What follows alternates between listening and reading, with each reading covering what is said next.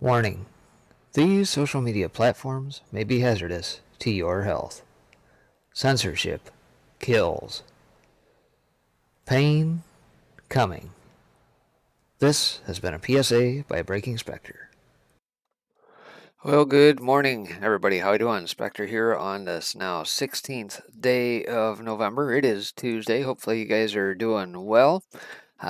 Deep into the fall season here. Hopefully we get a little bit of a break and get a little bit of warmer weather as opposed to what we've had here as of late. But leaves are blowing, of course, and all sorts of stuff going on. On the broadcast here this morning, obviously we'll get into, well, the stock breakdown, where the markets are headed here today. Talk a little bit about OPEC, and of course, Peter Schiff in-house, talking a little bit about inflation. Ron Paul, as well as some looting, apparently becoming the new way of career choices for various folks in the country. And of course, a little bit of coffee talk, and of course, store shelves net being empty. And got a smattering of other things we're going to discuss here on the broadcast here this morning. But before we do, let me kick this over, and I'll see you back here in just a minute. Hey everybody, Spectre here. Just wanted to give a big thank you to all you guys who continue to support my work. Jump in, day out on the streams, support all the various pieces I put out, etc., etc. And in doing so, I figured what the heck, we'll put some merch out there if you guys wish to continue to support and help defray some of the costs of streaming, which many of you guys know many of us incur. Got a handful of shirts and ad here. Spectre Does News. We got the Realize, Real Lies shirt and that you hear on my PSA periodically. And of course the No BS insignia from the show I do over on the 5x5 channel, all of which you can get for the low price of $19.99. Aside from that, you can get the Let's Go Brandon hashtag FJB shirt as well in a variety of colors. And I've recently added the hoodies in a variety of colors you can get right there as well. And last but not least, you can grab yourself a No BS shirt and the Zip Up hoodie as well. If you don't want any articles of clothing, well, you can grab yourself a mug or a 20-ounce water tumbler if you wish. Your choice. And of course, as always, just want to thank you, the listeners, the audience, those who are in chat day in, day out. Thank you for your continued support. All right into it we go here this morning. Weather-wise, not looking too bad across the country here. No major disturbances or anything like that across the country. Got a few pop-up areas and that across the, far west, I suppose, and maybe coming down through the Midwest. But aside from that, looking fairly decent on the day. Temperature-wise, a little chilly in the upper parts of the Midwest here, and hopefully we get some of this warm air pocket to shoot through here a little bit later on in the day. All right, that being said, futures grind higher after Biden-Xi summit. Says U.S. equity futures reversed earlier losses, trading slightly in the green, while bonds were lifted as traders awaited a decision from the White House on who the next Federal Reserve head will be. Amid speculation, Fed policy tightening could be slowed down under Elizabeth Warren's favorite progressive, Lael Brainerd. At 7:30 a.m., S&P futures were up 1 3/4 or 0.04%. Nasdaq futures were up 2.75 or 0.02%, and Dow Jones futures traded 58 points higher or 0.161%. 10-year Treasury yields retreated back toward the 1.6% level after climbing for 3 days in a row. The dollar was flat and Bitcoin tumbled, briefly sliding below 60K on no news before reversing modestly. And here we see the graphics as usual for the E-mini S&P futures. And it says, as a reminder, both current Chair Jerome Powell and Fed Governor Lael Brainerd have been interviewed for the top job, and a decision is expected imminently, according to the Senate banking chairman.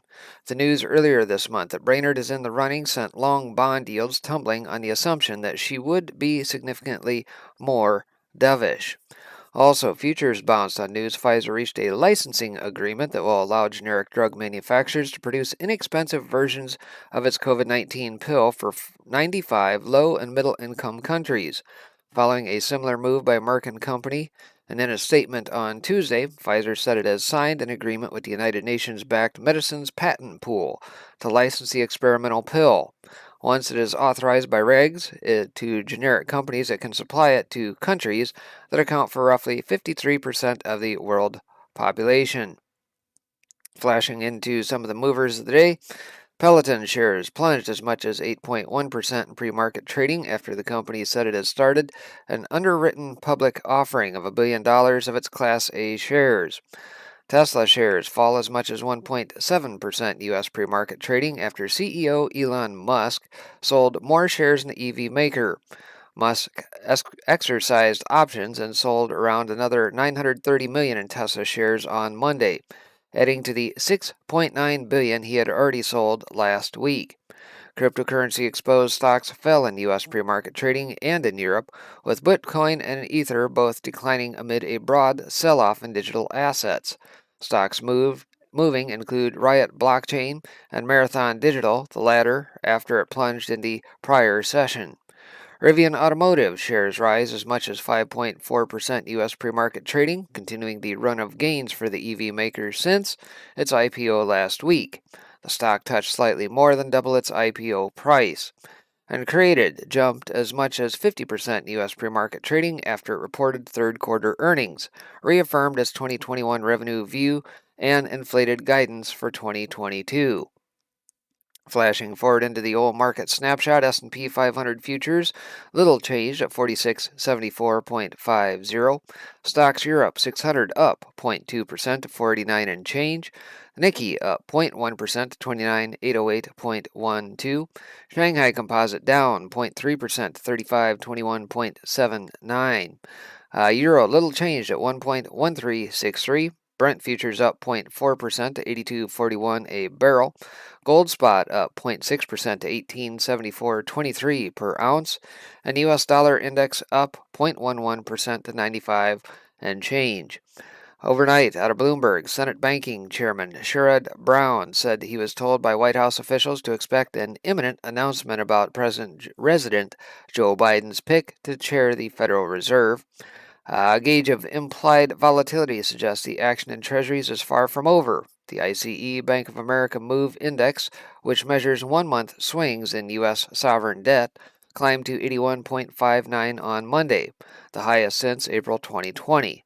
The U.S. Government Securities Liquidity Index closed at a 20-month peak last week, indicating worsening conditions for trading for these securities. The tightness in global oil markets have propelled prices to a 7-year high is starting to ease as production recovers in the U.S. and elsewhere, the International Energy Agency said. OPEC Plus would face challenges to quickly pump more oil if a decision was taken to do so, according to the head of Nigeria's state energy company. Over to top Asian news. China Party reiterates complete reunification to be achieved. Presumably that means Taiwan will be back in the fold. Asia stocks advance. Hong Kong leads gains with casino names. Singapore Air bringing 737 MAX back into service in coming weeks. And Chairman's aide pledges luxury homes for loan, according to an Evergrande update. Back over to Europe. German COVID deaths spike as lockdown for unvaccinated nears. Romania GDP growth slows as virus supply chains hit rebound. Total South Africa gas discovery could fast-track output. And Credit Suisse downgraded again as JP Morgan doubts strategy shift. As far as what's shaking on the calendar today, pretty busy here at 8:30 a.m. especially. October retail sales, ex-auto and gas, estimate of 0.7, prior same. Retail sales, control group, estimate of 0.9 versus a prior 0.8. October retail sales, ex-auto, month-over-month, estimate of 1%, prior was 0.8. October retail sales, advance, month-over-month, estimate of 1.4, prior 0.7. October import price index, year-over-year estimate, 10.3 versus a prior 9.2. October import price index, ex-petroleum, estimate of 0.3, prior was 0.1. October import price index month-over-month estimate, 1% versus a 0.4. October export price index, year-over-year, prior is 16.3%. October export price index month-over-month estimate of 0.9 versus 0.1. October capacity utilization estimate of 75.9, prior is 75.2%. Also at 9:15 a.m., October manufacturing SIC production estimate of 0.8 versus down 0.7. And October industrial production month-over-month estimate of 0.9 versus down 1.3%. 10 a.m. September business inventories estimate of 0.6 prior to the same. Also at 10 a.m. November NAHB housing market index estimate of 80 prior was the same. And at 4 p.m. September net foreign security purchases prior is 79.3 billion, and September total net tick flows prior was 91 billion. So that's a quick run through of what's shaking in the oil markets here this morning. And of course, here being Tuesday, we got a couple of pre-bell earnings releases, Walmart and Home Depot to name a couple here, Aramark and a few others, Dolby and whatnot coming through a little bit later in the day. So this week, we're going to be pretty heavy on the retail side to see and kind of gauge where consumers stand. Are we spending? Are we holding back? What's happening? So we'll have more on that here later on. So OPEC is not the only solution to high oil prices. Out of Daniel Akel here says high oil prices are a symptom of economic and monetary imbalances, not just a consequence of OPEC decisions. Throughout history, we have seen how OPEC cuts have done little to elevate prices when diversification and technology added to rising efficiency.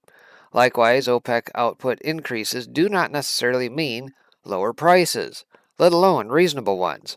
OPEC helps but does not solve price issues, even if they would probably like to. The problem in the oil market has been created by years of massive capital misallocation and underinvestment in energy created by extremely loose monetary policies, directed by governments that have penalized capital expenditure on fossil fuels for ideological reasons. So think of what just played out here at COP26. All these pledges, if you will, that mean nothing. And of course, they scrub some verbiage out of that to really soften the blow rather than phase out. I think they changed it to phase down. That really kind of undermines everything. So, bottom line, obviously, fossil fuels are going to be here for quite some time, regardless. Misguided activism and political nudging in the middle of massive monetary injections have created massive bottlenecks and underinvestment that hinder both security of supply and a technically feasible competitive energy transition. Massive injections of liquidity have caused a double side effect. Rising malinvestment in non-productive activities, and now a large inflow of capital into the so-called value areas, more money directed to relatively scarce assets. Energy has gone from a consensus underweight to a large overweight, exacerbating the price increase. The marginal barrel of oil has risen almost 60% in a year despite supply rising in tandem with demand. According to JP Morgan, the required capital expenditure and energy required to meet demand is $600 billion for the period 2021 to 2030. This cumulative missing CapEx is part of the problem. The other important problem is artificial demand created by chains of stimulus plans. As we explained in this column, adding enormous energy-intensive infrastructure plans to a reopening economy where some supply bottlenecks have been worsened generates the same effect on energy prices as a huge speculative bubble.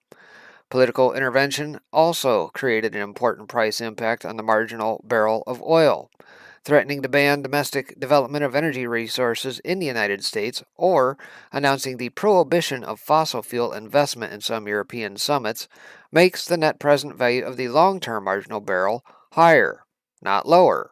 Why? Because those threats are not made with sound technical analysis and robust supply and demand estimates, but with political agendas. Any serious engineer that understands the importance of security and supply and technology development understands that a successful energy transition to a greener economy requires solid and realistic targets and policies that avoid an energy crisis. Those have been forgotten. OPEC is benefiting from high oil prices, but not as much as one would think. The OPEC reference basket has 68.33 a barrel year to date, a large 68.4% increase over the same period last year, but still massively below the elevated levels prior to the 2008 financial crisis. Furthermore, OPEC and non-OPEC supply have risen in tandem with demand. Global liquids production in October increased by 1.74 million barrels a day to average 97.56 million barrels a day compared with the previous month. The U.S. liquids production growth forecast for 2021 has been revised up by 19 barrels a day and expected to be 17.57 million barrels a day in 2021. Imagine where oil and gas prices would be if the political threats to ban or severely penalize domestic production would have been enforced. Let us not forget that OPEC has also revised down the estimates of global oil demand to 96.4 million barrels a day in 2021. Supply remains ample, and the United States admin should also see that Russia and the U.S. are expected to be the main drivers of next year's supply growth. Without Russia and U.S. production prices would soar no matter what OPEC partners or Saudi Arabia alone do. We are suffering the combination of misguided energy policies, excessive money creation, and ill-timed giant construction plans. OPEC and its partner Russia may alleviate this, but not change it dramatically. Furthermore, as time passes and underinvestment becomes more severe, OPEC's ability to curb prices weakens. We cannot forget that OPEC and Russia account for less than half of total world supply. They matter, but putting 2 more million barrels a day of supply in the market does not solve the long-term price problem. Energy prices will decline with more technology, investment, and diversification, not empty political threats. So COP26, obviously, and all this green energy BS, obviously that is helping to drive it. Just the very threat of it politically, as they made mention here, the engineers and that got to calculate the stability and ease of transition and do all the analysis behind that. And apparently that has not been done. And so obviously we suffer the effects. So aside from that, Schiff's out says double barrel inflation is locked and loaded. Out of schiffgold.com. Says the consumer price index blew past expectations in October as the quote-unquote transitory inflation narrative continues to unwind. CPI was up 0.9%, and on an annual basis, the inflation was 6.2% compared to the 5.9% estimate. It was the highest annual CPI gain since 1990. The CPI stole the headlines, but the producer price index also came in hotter than expected, up 8.6% on a year-on-year basis. After the PPI came out, Schiff appeared on RT Boom Bust to talk about it. He said, double-barrel inflation is locked and loaded. Goldman Sachs recently warned inflation will get worse before it gets better. Peter said, they have it half right. I think it's going to get worse before it gets much worse. And I think I'll just read the quips rather than play that, but he said inflation pipeline is pretty full. He noted that if you annualize PPI in 2021 to date, it's over 10%. And so far, CPI has lagged behind PPI. That means companies are absorbing a lot of the price increases. And I think they've been reluctant to pass them on because they've been hoping that the Fed was right and that inflation is transitory. But I think, as they realize that the Fed was wrong and that inflation is here to stay, not only are they going to be passing on the price increases next year, but they're going to pass on this year's increases that they have been holding off on. So I think we're going to get a double barrel in 2022, which means consumer prices are going to move up a lot more next year than they did this year. During its November meeting, the Fed announced it will begin rolling back quantitative easing. But will that be enough to stem the tide of inflation? Peter noted that even with a taper, the Fed will continue doing quantitative easing.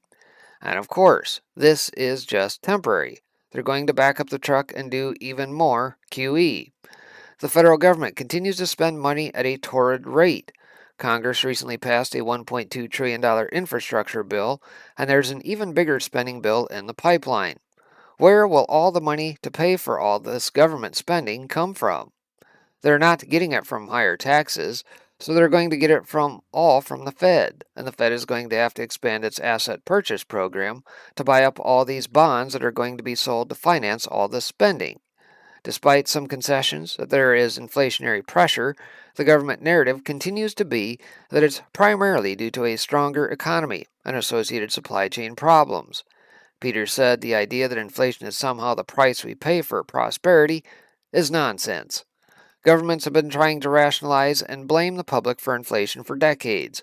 It's not about the economy being too strong, it's actually about the economy being too weak.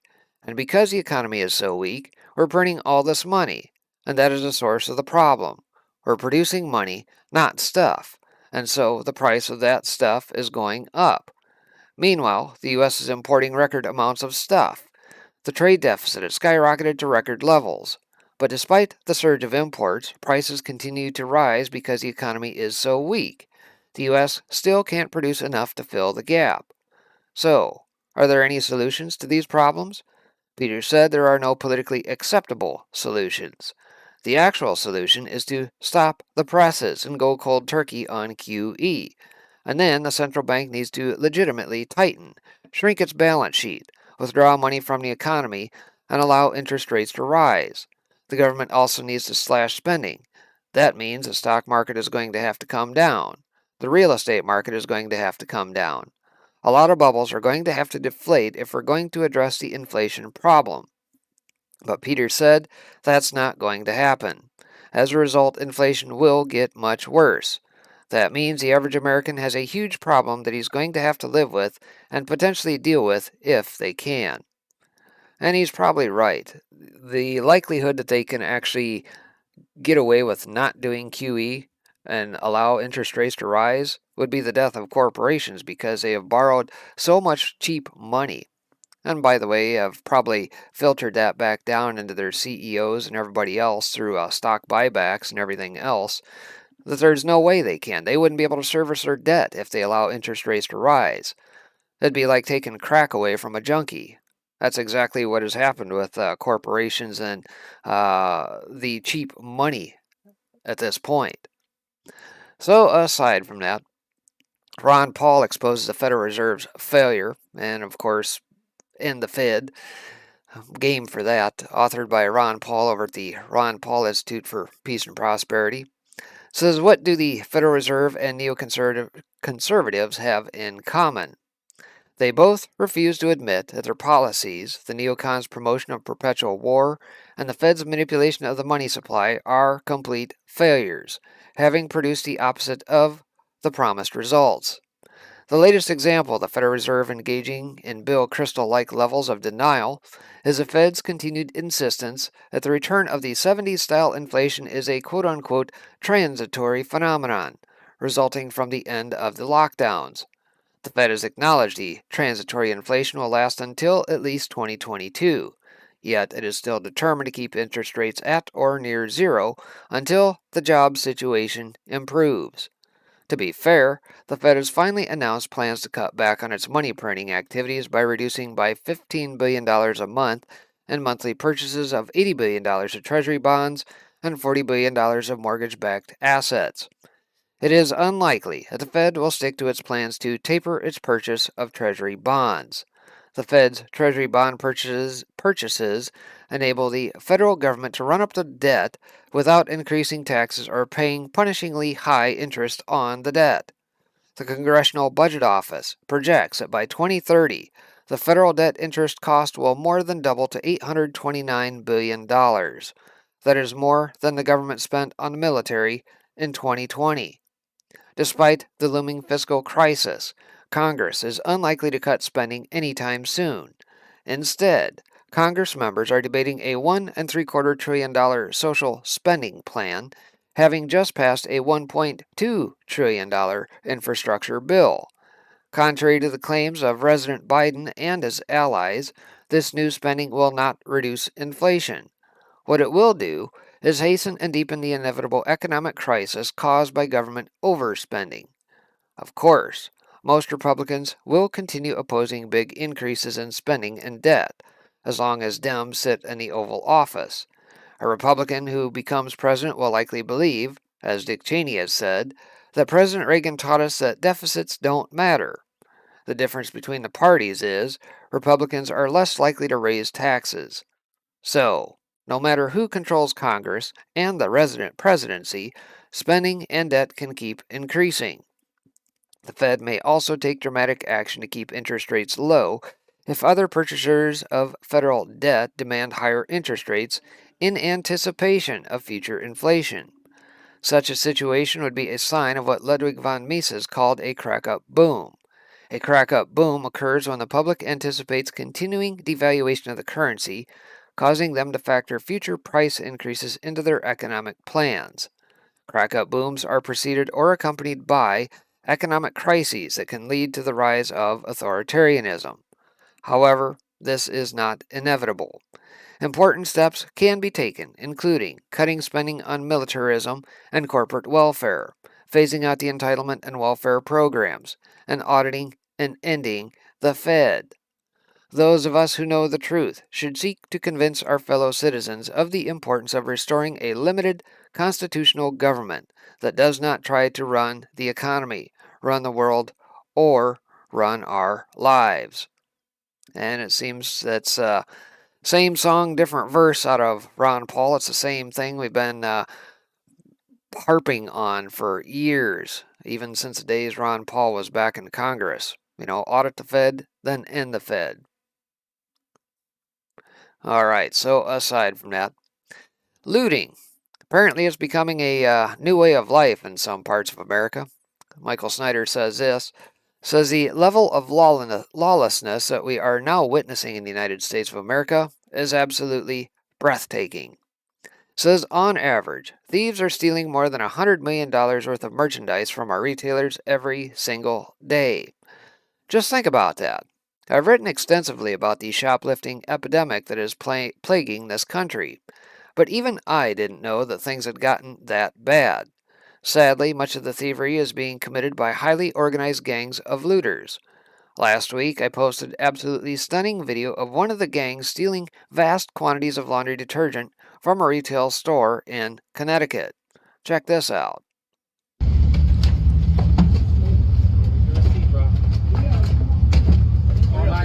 Over there. Look at all that. Here it comes.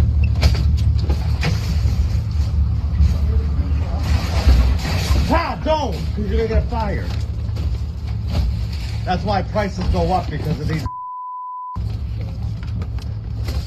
Can't get a job like the rest of us.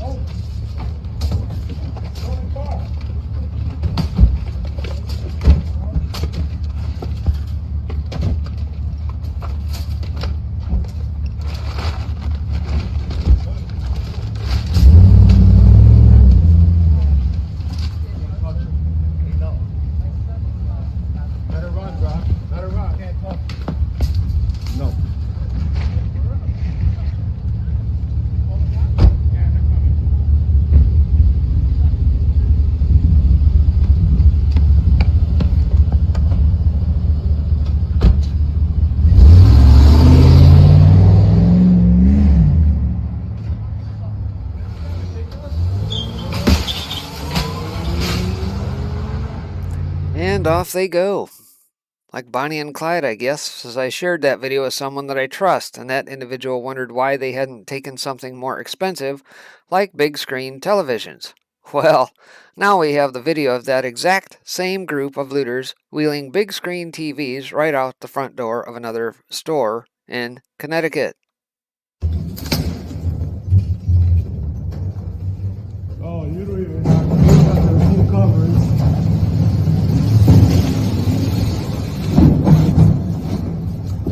Got it? Yep. All right.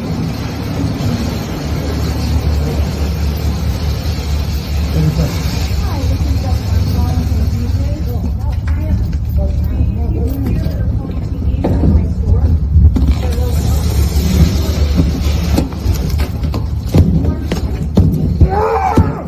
Yo, go get this woman fuck off my TV! Get the fuck out of here! That's charges now, bro. Get it! That's the soul now. I got a dude in a gray shirt, gray pants, yellow socks. Last one. Gray, khaki colored face mask.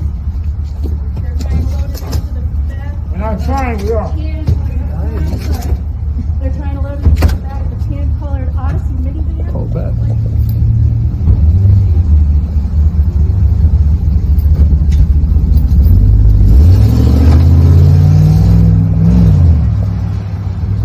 And off they go. Yeah, same group of folks. All I can say is, thank God they're not going to get COVID having those masks on, huh?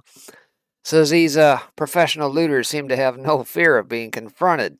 And that is probably because they know that even if they are caught, they will never be charged with a felony. Many states have changed their laws to be more lenient on shoplifters in recent years, and this appears to be helping to fuel an enormous boom in organized retail theft.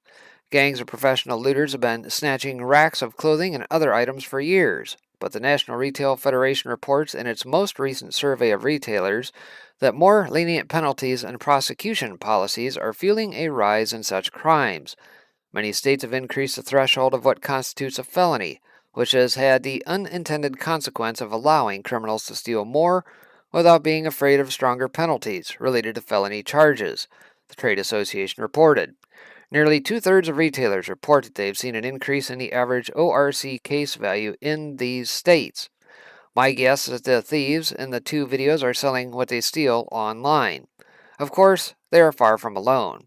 This sort of thing is happening all over the nation, and it's being reported that theft is now costing our retailers $45 billion a year. Retail theft is now said to be responsible for $45 billion in annual losses in the U.S., according to one trade association, a figure whose recent growth reflects the disruptions of the pandemic era and the rise of online retail, which has made it easier to resell stolen items. That is an incredibly high number. When you divide that figure by 365 days, you get an average of more than $123 million a day. We're talking about thievery on an industrial scale, and we're being told that some of our biggest cities are where the most extensive looting is happening. The top 5 cities for organized retail crime, in order, were LA, San Fran, Oakland, Chicago, New York, and Miami, the two trade associations reported. Video of blatant thefts from California stores, in particular, have been widely circulated. In addition to retail theft, there has been an alarming rise in the number of follow-home robberies in the LA area. Apparently, criminals are specifically targeting highly vulnerable people. Once a sufficient target has been identified, the crooks follow the target all the way home before robbing the individual. Due to an increase in violent street robberies, Robbery Homicide Division has become aware of an ongoing crime trend of follow-home robberies. Suspects have been locating victims in Los Angeles, following them, and then committing the robberies as the victim arrives home or at their business. These crimes have occurred throughout the city of Los Angeles as well as neighboring cities. Different suspects have been identified and arrested for these types of crimes. It's important to understand that the environment in our country has dramatically changed. If you notice a suspicious vehicle following you toward your home, take several unexpected turns in order to confirm that you are indeed being followed. Once you have confirmed that it is happening, do not proceed to your house. Instead, I would drive directly to the nearest police station. Sometimes professional criminals are not just satisfied with robbing you. In Las Vegas, an 82-year-old woman was buried in her backyard, and then the criminals took over her home and her finances. A dead woman in Las Vegas was dismembered and buried in her backyard by a group of squatters before they moved into her home and took over her finances, according to police. In April of this year, police discovered the body of 82-year-old Lucille Payne buried in the backyard of her home, located on Shore Breeze Drive, according to local news station KLAS-TV's investigative team. This is the end result of decades of moral collapse in this nation. We just let evil continue to grow, and now it's everywhere. In Seattle, the downtown area has become so dangerous that city employees are now being escorted by security guards once they leave work. Seattle has become so dangerous that the city can no longer protect its own employees, with security guards now escorting them after they finish work. Kings County, new walking bus, will debut on November 15th, and see council workers based in downtown Seattle and nearby Pioneer Square escorted to a nearby train station and ferry terminal each evening before being left to continue their commute home. This is what our country has become, and it's only going to get worse. Meanwhile, as our nation descends into total lawlessness, our military is focusing on becoming more woke. The Marine Corps, the smallest U.S. military force, has plans for a big overhaul designed to address its lack of diversity and problem with retaining troops. The goal that's driving what amounts to a cultural shift within the service is for the Marines to, quote, reflect America, to reflect the society we come from, General David Berger, Commandant of the Marine Corps said in an interview with NPR's Morning Edition. I came across that story today after reading many other stories about the explosion of crime and lawlessness that we are experiencing. The contrast really struck me. It is almost as if our national leaders are living in a completely different reality from most of the rest of us. The very fabric of our society is coming apart at the seams all around us. But meanwhile, they are seemingly obsessed with playing politically correct games. We are deeply, deeply sick as a society, and it appears to be getting worse with each passing year. So, key takeaway out of that, if by chance you think you're being followed, especially around some big cities, probably best thing to do is not go back to your home. Go to a well-lit area if it's dark, or a police station or what have you. And another way to combat that, carry a gun. Second Amendment still works last I checked. All right, so want some freedom with that cup of joe? 5 pro-American coffee companies. And this is a little bit of a respite given the news of all the price increases and everything else we've seen, and the woes in Brazil and everywhere where these coffee beans and that are shipped from. We get this out of the Organic Prepper blog. Says, if like me you enjoy your daily coffee habit but tire the ever-increasing number of globalist coffee companies out there that seem to hate everything that America stands for while profiting from us, you're liable to be interested in pro-American coffee companies owned by Americans who actually love America. After a bit of digging on what are the most patriotic coffee companies in America, here's a list of some of my favorites. So brew up a cup and enjoy. Disaster Coffee. Another of the pro-American coffee companies that you can't go wrong with is Disaster Coffee. Owned by James Walton of the Prepper Broadcasting Network. Says I have a podcast called The Last American on the Preppers Broadcasting Network. You should check it out. Disaster Coffee has a wide variety of choices, all at very affordable prices. Civil Unrest Medium Roast, Pandemic Dark Roast, and all the other coffees hover right around $15 per bag, making this one of the most accessible coffee sellers on this list. One of the things which sets them apart from other coffee companies as well is that they also sell green coffee beans. They call them their bunker beans. If you've been doing any research on storing coffee long term, you know that green coffee beans are one of the best ways of doing so. You have to roast them yourself before you use them. This helps to ensure that your coffee is fresh for as long as possible. And you can easily pick up 5 pounds of bunker beans for about $40 here at this company that's pro-freedom, a supporter of the Second Amendment, and that supports disaster relief organizations throughout the U.S. after Murphy's Law strikes. I've only tried their Category 6 and Pandemic, but the Pandemic is our favorite roast around here. Freedom One Coffee. Aside from being veteran-owned and operated by active duty Army officer Lawton Wilson, Freedom One Coffee also gives you 10% off your first order. If you go ahead and stock up on your first purchase, you know, because of future worsening supply chain shortages, that could result in quite a substantial savings. Their coffee comes in right around the $15 range, with some of their more noteworthy blends, including Blackbird Top Secret, Patriot Brazilian Coffee, and Charge Ethiopian Coffee. Freedom One does a lot to support American troops as well, donating part of their proceeds to the National Coalition for Homeless Veterans, Tunnel to Towers, Wreaths Across America, and Operation Restored Warrior. And just in case you were wondering, no, they don't carry tea. As Lawton spells out on the site, the only tea he enjoys is in the harbor. Minuteman Coffee. Familiar with the work of Glenn Tate from 299 Days or Shelby Gallagher from The Divide? If so, you'll be happy to know that this is the coffee that works with them on their podcast, Prepping 2.0. The majority of Minutemen coffee products cost about $17.76, but the increased price is due to your purchasing 16-ounce bags when you buy their coffee rather than the 12-ounce bags that most other coffee companies out there sell. Some of their noteworthy brews are the Betsy Ross, which is a Colombian light roast, Don't Tread on Me, signature dark roast, Come and Take It, Colombian dark roast, and their decaf brew, Liberal Tears. I think that's worth buying right there. Beard Vet Excellence Coffee. If you're somebody who doesn't want just black coffee, and then you like your options Beard Vet brings to the table, you will find coffees such as Gorilla Nilla, French Vanilla, Combat Crunch, Caramel Roasted, Vanilla Nut, and Dress Blues, Blueberry and Pecan Medium Roast, at Beard Vet, all for the very reasonable price of around $13 a bag.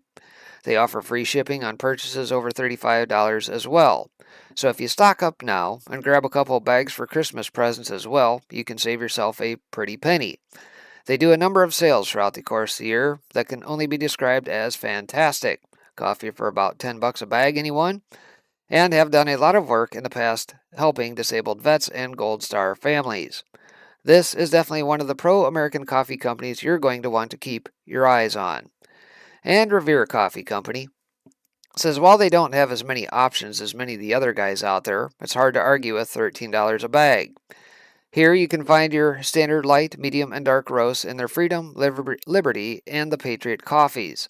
And if you're going to purchase coffee from a company that donates some of the proceeds to charity, it might as well go towards anti-brainwashing agencies such as PragerU and Turning Point USA. Check out local options as well. You may be surprised what you can find locally too. And we're all about shortening the supply chain here at the Organic Prepper. One of the things I will say is to definitely see what's in your area. More and more people are turning to the local coffee roastery scene. You're bound to find option source near you, and you may even get the chance to talk to the owner personally. Grab your dough and buy some Joe from these pro-American coffee companies. From everything I've seen, these are all great companies you can trust not to use their profits to further the destruction of the American way of life. That's becoming harder and harder to find out there, but these guys all seem to know what they're doing. If you're looking at everything going on, wondering when the coffee beans will stop coming in, stock up while you can with these pro-American coffee companies. So there you go. And just to reiterate, Disaster Coffee, Freedom One Coffee, Minuteman Coffee, Beard Vet Excellence Coffee, and Revere Coffee Company, some of the ones that they have found. And last but not least, for some financials here, UK supermarkets lining store shelves with decoys to hide supply shortage. Says it only took Wall Street Journal 3 weeks to catch up with us on a story we reported about supermarkets lining empty shelves with meaningless items to appear as full as possible. The Wall Street Journal reports UK shoppers have noticed supermarkets are using signs, moving products, and employed a whole suite of other tactics to create the illusion there are no physical gaps on shelves. Apparently they've taken a page out of the playbook of the Mockingbird media, huh? Says one example has been stacking crates of products, including sodas, beer, and other drinks, in front of empty shelves usually lined with prepackaged meats.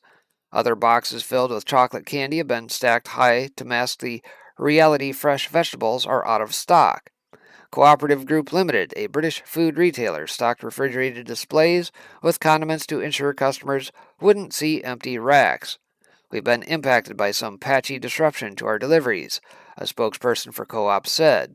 Our teams are always trying to make sure our stores look as attractive as possible, and sometimes managers come up with creative ways of making sure shelves are full. A combination of Brexit, supply chain woes, and the energy crisis in Europe has sparked product shortages as demand remains robust. In a recent poll, 17% of UK consumers said they couldn't purchase essential food items, according to figures from the Office of National Statistics. For grocers, fronting merchandise, which means they're bringing everything to the front to make the store look as packed as possible, is necessary to prevent a run. The psychological effect of empty shelves on the consumer creates panic buying, something grocers want to avoid. Other supermarkets have been lining shelves with cardboard dummies, including empty prepackaged sandwich boxes. British grocer Tesco plc was caught using cardboard photos of items to replace merchandise in some stores. A spokesperson told the Wall Street Journal that decoys had nothing to do with supply chain challenges. Oh, yeah, that's perfectly normal, I guess, huh?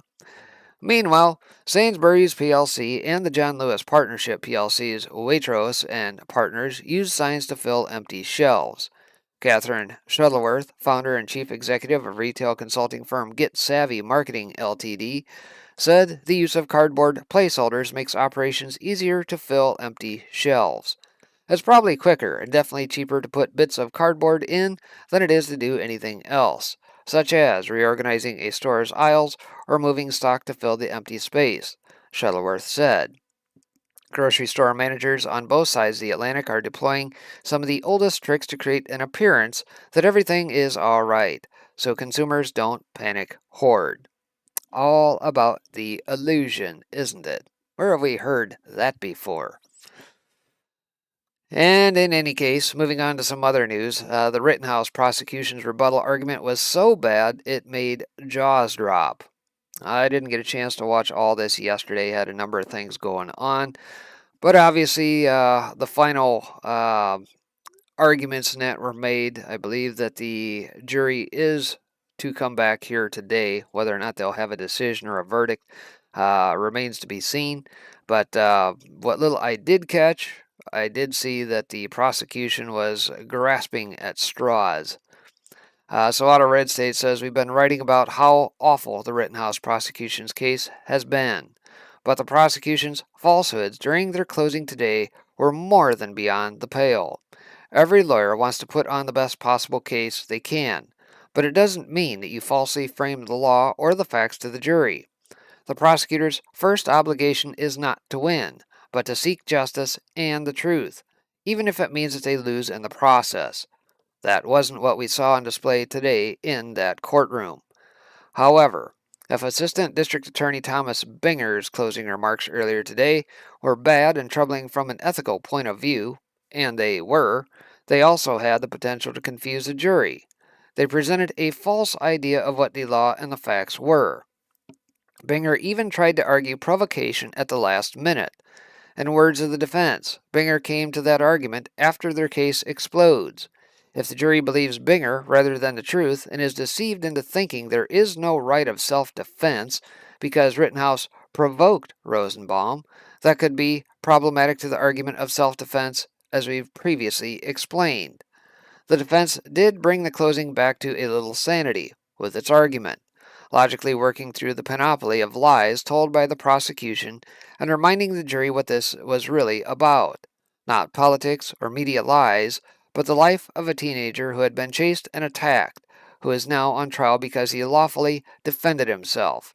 They successfully pointed out multiple lies by the prosecution, impeaching Binger's credibility. So, if any of the jury were inclined to believe anything Binger was saying during his closing argument, they now could see he wasn't being straight with them. The prosecution then had an opportunity for rebuttal, meaning they can respond to and rebut what the defense has just said in their closing argument. The prosecution didn't finish with Binger. ADA James Krause presented the rebuttal. Instead of helping the case, Krause seemed to put the final stake in the prosecution's credibility with what he said. Krause continued along the theme that somehow Rittenhouse should have tried to retreat more, but he had to retreat. Indeed, he was in full flight running from Joseph Rosenbaum, who was trying to chase him down after threatening to kill him, with Rosenbaum lunging at him and grabbing his gun. Just exactly what would the prosecution have him do in that moment? How much more retreating could he have done? The prosecution was, in the words of the defense, in fantasy land. In addition to retreating more, they were suggesting things nutty, like he could have shot in the air in that microsecond that Rittenhouse had before the wild, crazy guy who threatened his life grabbed his gun. Klaus tried to argue with the guy who threatened to kill Rittenhouse and grab his gun, and the guy who pointed his gun at Rittenhouse's head somehow weren't going to hurt him. Fantasyland. Says we're supposed to believe that Rosenbaum is Jason Bourne or John Wick or some other movie star hero who's capable of killing with his bare hands and deserved the treatment that he got from the defendant, Krause said. Richards was trying to make the three victims seem like bad people doing bad things, Krause said. We're supposed to be so scared of Mr. Grosskreutz with his Glock when the defendant is holding a loaded AR-15, he said. Yes, ADA Krause, people are seriously injured all the time from being beaten by crazy people, just like Joseph Rosenbaum. And if you think that a Glock is somehow less likely to kill you because it's a Glock, I don't know what to say with how ridiculous you are. He had it pointed at Rittenhouse's head. Had Rittenhouse not shot him, Rittenhouse would quite likely be dead.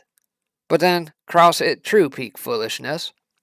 Says there's no doubt Krause saved his worst remarks for the end, when he argued that Rittenhouse was a coward for not fighting back with his fists against Rosenbaum, claiming he brought a gun to a fist fight. As Mr. Binger said, he brought a gun to a fist fight. Mm-hmm. And he was too cowardly to use his own fist to fight his way out. What in the Sam actual... Here he is arguing against all reality that a skateboard can't be used as a deadly weapon. Apparently when hero Anthony Huber bashed Rittenhouse in the head with it, as Rittenhouse lay prone on the ground, it was just a love tap. And now, a skateboard is a deadly weapon. Someone should tell all the parents and grandparents and Santa Claus giving skateboards this Christmas about how they're giving their children a deadly weapon. I guess they should get them an AR-15 instead. I'd be good with that. No issues with that, I suppose, right? Utter ridiculousness. I'm not sure what sort of weirdo, bizarro fantasy world these guys live in. But Kramer, truly think the jury is this moronic to fall for this? Plus, which he's acknowledging there was a threat to Rittenhouse implicitly with his arguments. Finally, Krause went over the edge, and he made an argument that's going to have the jury thinking the prosecution has a screw loose, if they are at all reasonable people. Krause argued that Rittenhouse should have taken a beating rather than defend himself. This is truly warped. Everybody takes a beating sometimes, right? Krause argued. And now, a skateboard is a deadly weapon. Someone should tell all the parents and grandparents and Santa Claus giving skateboards this Christmas about how they're giving their children a deadly weapon. I guess they should get them an AR-15 instead. Everybody takes a beating sometimes, right? Sometimes you get in a scuffle and maybe you do get hurt a little bit. That doesn't mean you get to start plugging people with your Full Metal Jacket AR-15 rounds, and no, bullets are not bullets. And we heard testimony about that. No, bullets are not bullets. I think the defense made a pretty good argument the other day. Having, what do you say, he's been a lawyer for various homicides, things of that nature. It doesn't matter if it's Full Metal Jacket or if it's a hollow point or whatever it is. If you're within close range, guess what it's going to do to human flesh? It's probably going to tear you up. One obviously is meant to do a little bit more damage than the other. The other typically exits out the backside, makes a pretty good exit wound. But doesn't matter if it's Full Metal Jacket, hollow point, or otherwise, it's going to damage you, period. Says, oh my, enough. What is the name for a prosecution doing themselves in? Prosecuticide? There isn't actually a name for it, but now we'll have to make one up, because that's what they just did. A clear-eyed jury has to look at all this, and they think they're nuts. Let's just hope after all this, there is still a clear-eyed jury there. And of course, we know that there have been attempts to try and dox the jury, try and get the names and locations of these folks, people trying to take pictures of them as they come in by bus, wheeling in the National Guard in anticipation. You got the George Floyd type folks and that coming out saying they better prosecute or else. So we'll have to see how this plays out. Out of Red State, it says that the McCloskeys showed up in Kenosha to support Kyle Rittenhouse as well. And mind you, these are the two that defended their property against the thugs and that down in St. Louis. It says Mark and Patricia McCloskey showed up today in Kenosha to support Kyle Rittenhouse. And here we have them. It says, meanwhile, outside the courthouse, Patricia and Mark Thomas McCloskey, famous for pointing guns at Black Lives Matter protesters, are here to support Kyle Rittenhouse.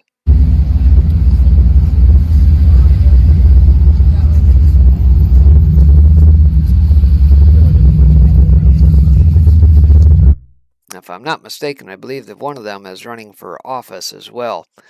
And it says Mark Thomas McCloskey, famous for pointing a gun at BLM protesters, is here to support Rittenhouse. He's also running for Senate in Missouri. Yep, there we go.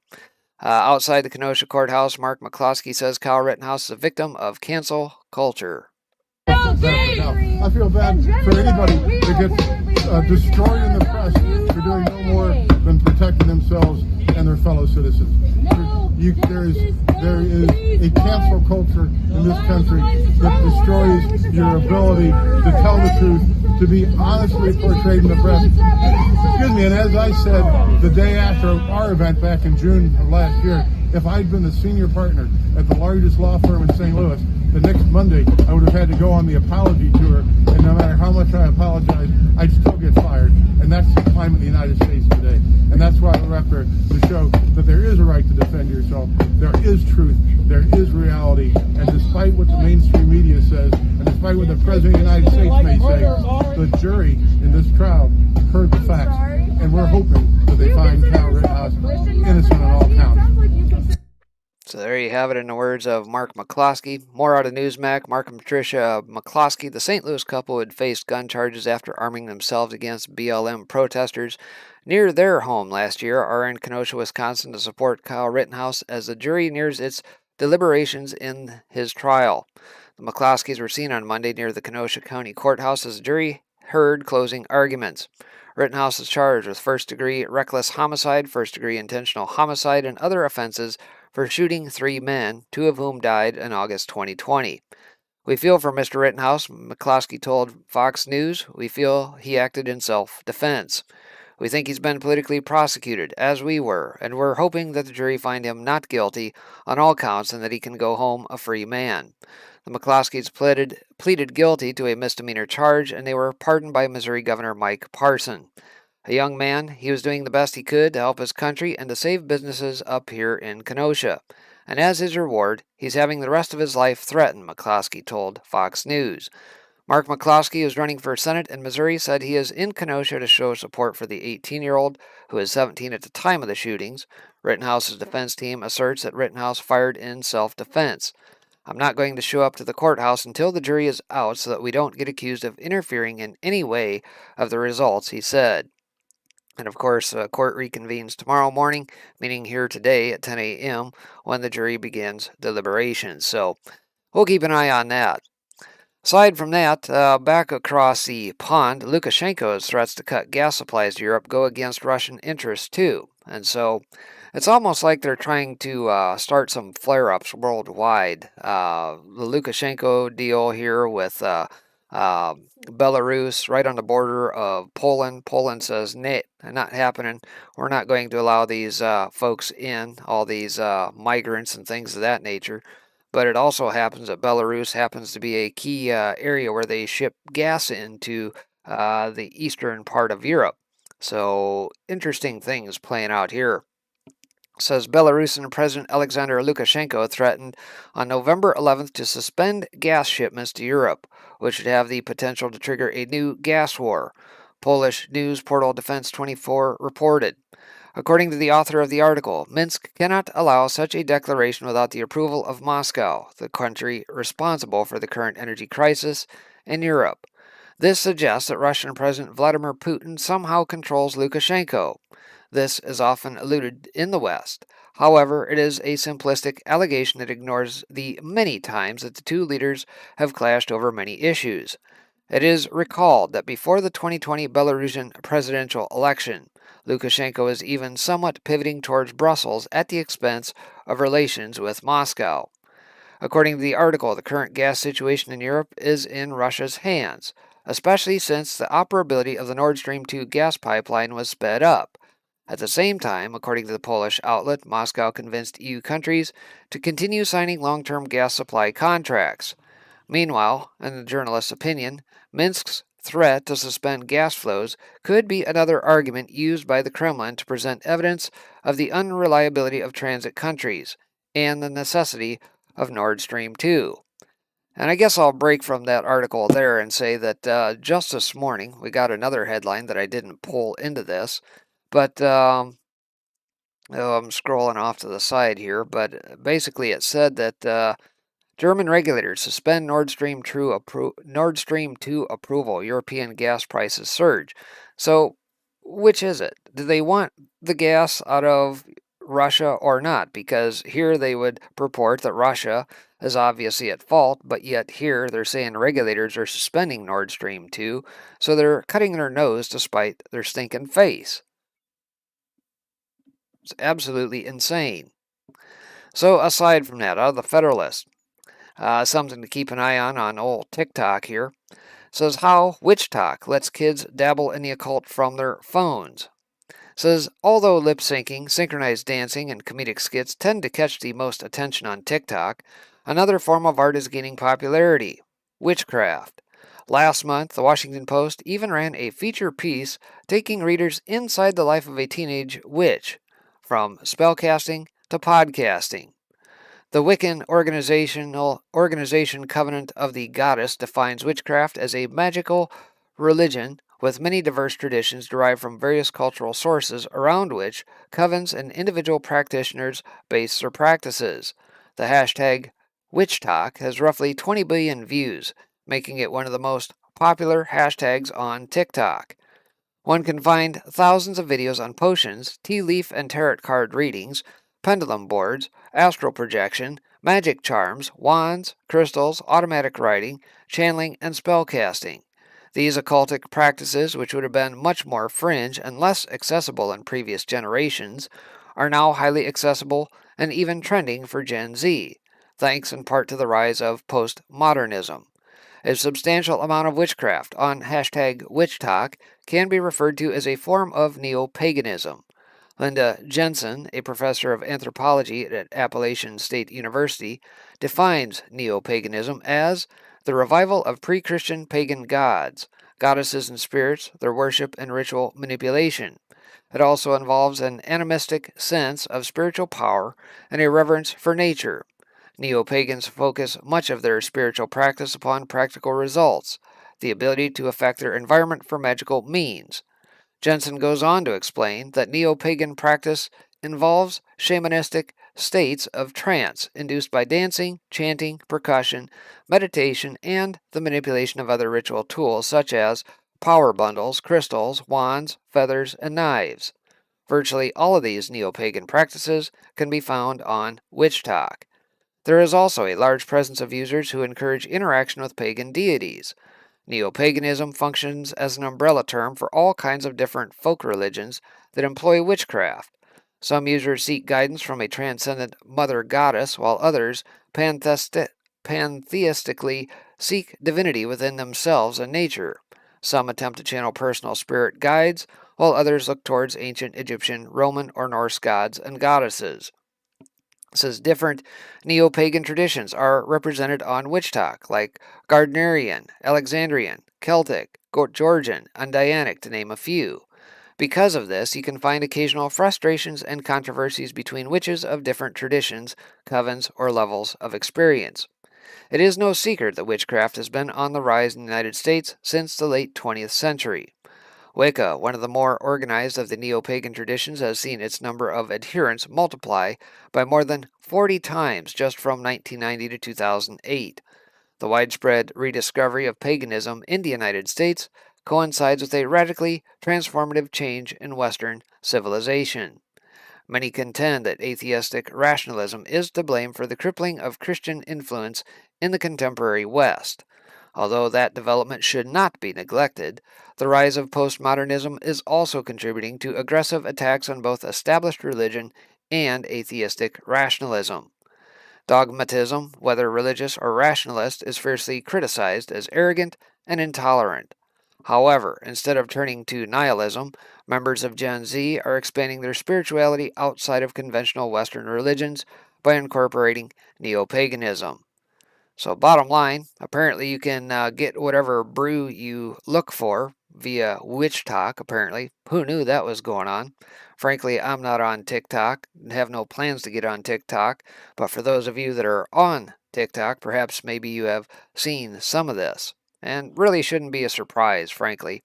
As with everything else, they have gone from being covert to rather overt in their operations and trying to foist this upon the populace that are basically without guide at this point.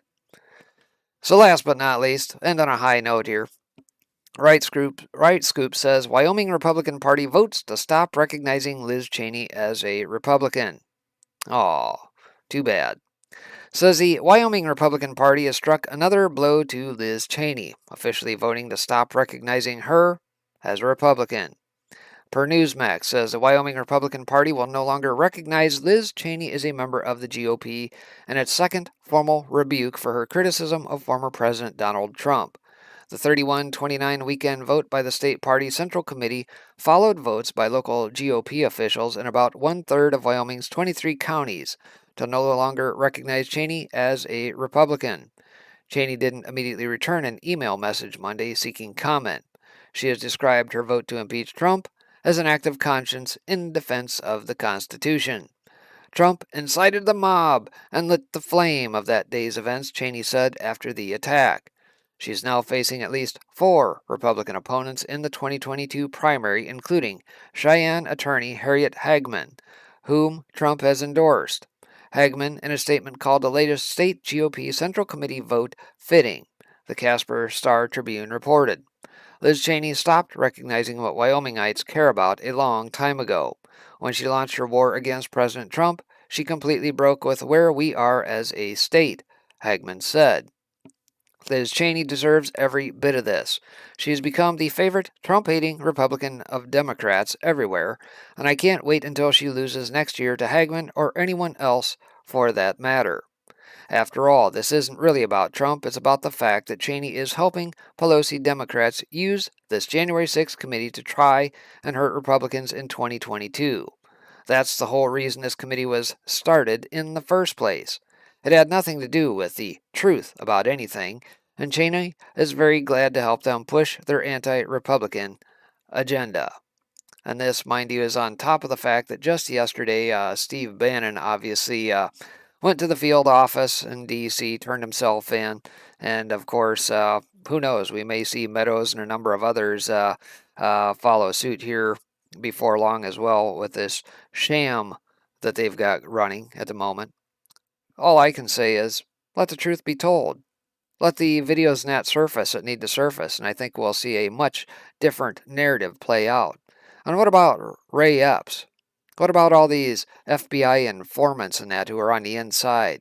When are they going to get charged? And by the way, have any of these folks actually been charged with insurrection? Of course not. All right, well, that is going to do it for the broadcast here this morning. Appreciate you guys tuning in as always, and we will see you back here tomorrow. Same time, same place, same bat channel. Take care. God bless, everybody.